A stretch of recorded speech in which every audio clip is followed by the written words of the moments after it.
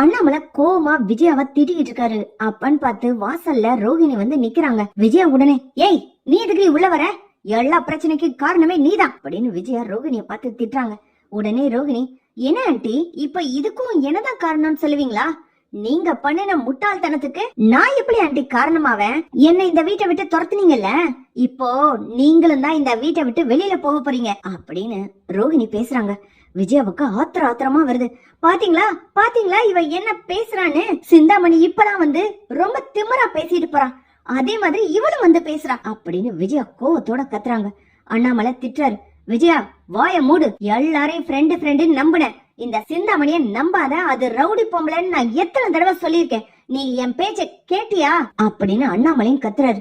ரோகிணி உடனே, அங்கிள் ஆன்டிட்ட சொல்லி என்ன மன்னிச்சிட்டு வீட்டுக்குள்ள கூப்பிட சொல்லுங்க, மனோஜோட என்ன சேர்ந்து வாழ விட சொல்லுங்க, அப்படின்னா இந்த வீட்டை நான் காப்பாத்தி தரேன் உங்களுக்கு அப்படின்னு ரோஹிணி சொல்றாங்க. மீனாவும் ஸ்ருதியும் கேக்குறாங்க, அட பரவாயில்லையே ரோஹிணி, எப்படி உங்களால செய்ய முடியும்? அந்த சிந்தாமணி பெரிய ரவுடி, அந்த ரவுடிய இந்த சின்ன ரவுடி எப்படி சமாளிப்பீங்க அப்படின்னு ஸ்ருதி கேக்குறாங்க.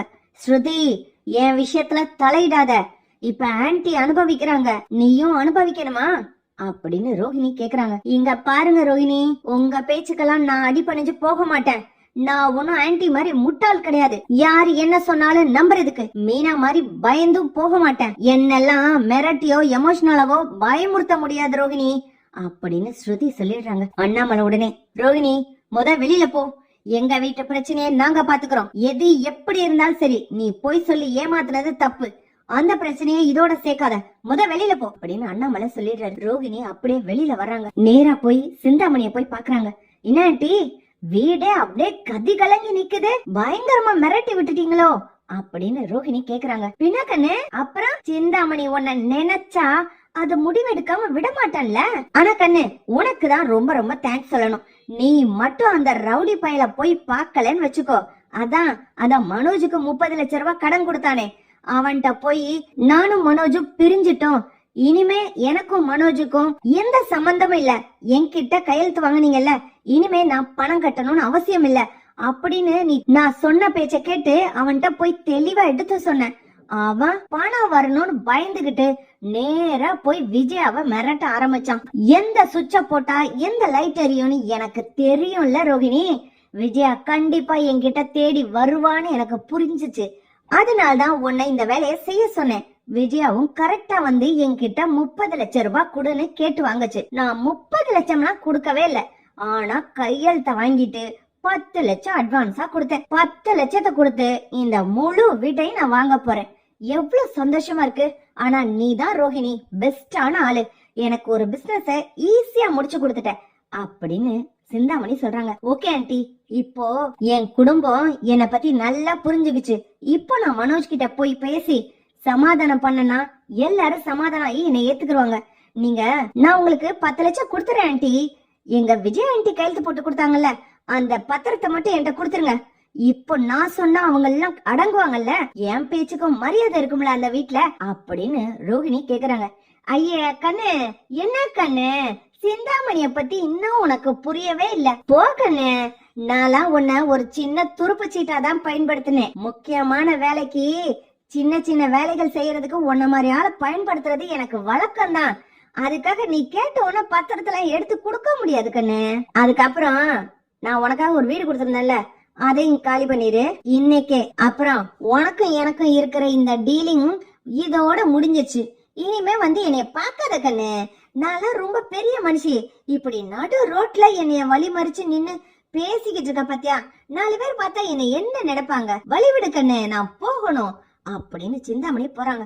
ஆண்டி ஆண்டி, நீங்க என்கிட்ட பேசுனது வேற, நீங்க இப்ப செய்யறது வேற. இங்க பாரு ரோஹிணி, நீயே பெரிய அப்பா டக்கரு, பேரை மாத்தி ஊரை மாத்தி மனோஜையும் விஜயாவையும் ஏமாத்தி கல்யாணம் பண்ணுன, உன்னை என் வீட்டுல தங்க வைக்கிறேன்னா எனக்கு ஒரு ஆதாயம் இல்லாட்டி தங்க வைப்பனா, நீ எப்படி அதை யோசிக்காம போன?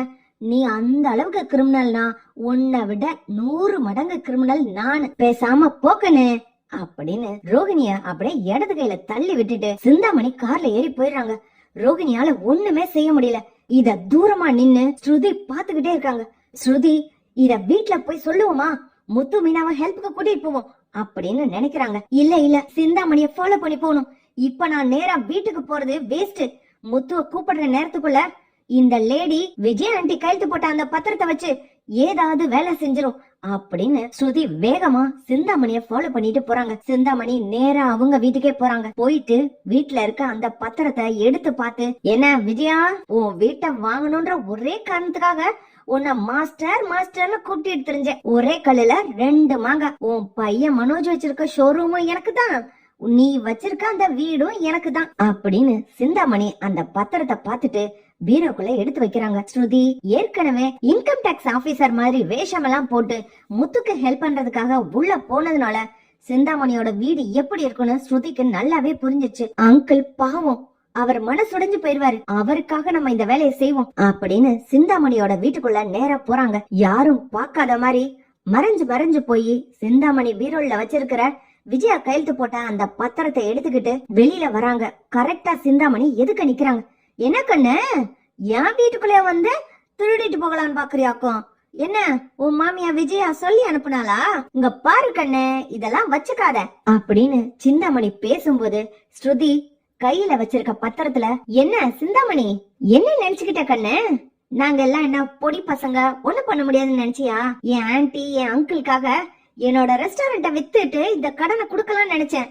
ஆனா ஒன்ன மாதிரி கிரிமினலுக்கு அதே ரூட்ல போய் பதில் சொல்லணும்டா உன் வீட்டுக்குள்ளே நான் வந்திருக்கேன். இந்த பத்திரம் நீ கையில வச்சிருந்தா தானே எங்க ஆன்டியவோ அங்கிளையோ அந்த வீட்டை விட்டு அனுப்ப முடியும், அந்த வீட்டையே எழுதி கொடுங்கன்னு மிரட்ட முடியும்.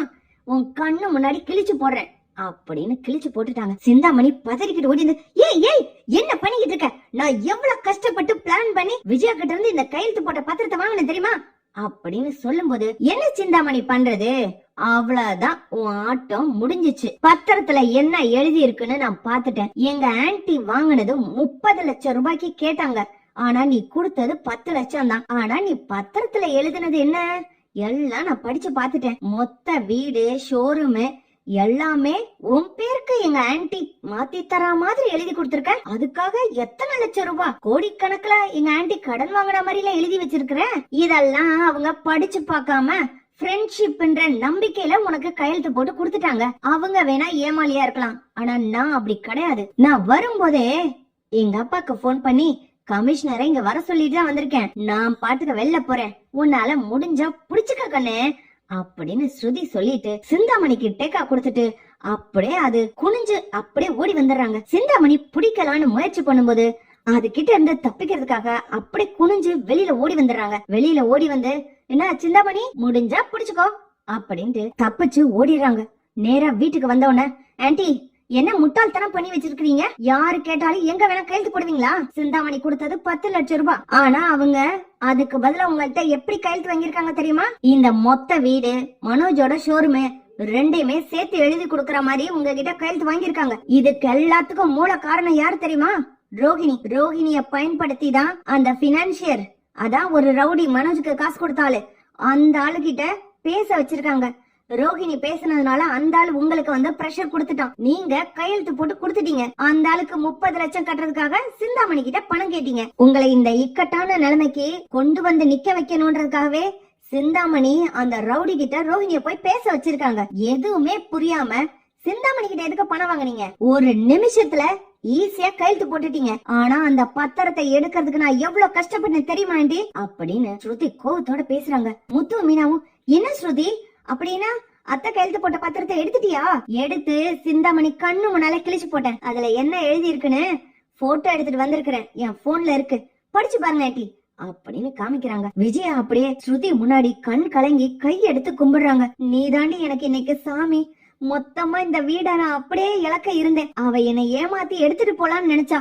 நல்ல வேலை, நீ இந்த வீட்டுக்கு ஒரு நல்ல மருமக, என்ன காப்பாத்துன அப்படின்னு விஜயா கை எடுத்து கும்பிடுறாங்க. எப்படி போனா நல்லா இருக்கும் பார்க்கலாம் ஃப்ரெண்ட்ஸ். லைக் பண்ணுங்க, ஷேர் பண்ணுங்க, கமெண்ட் பண்ணுங்க. Thank you friends.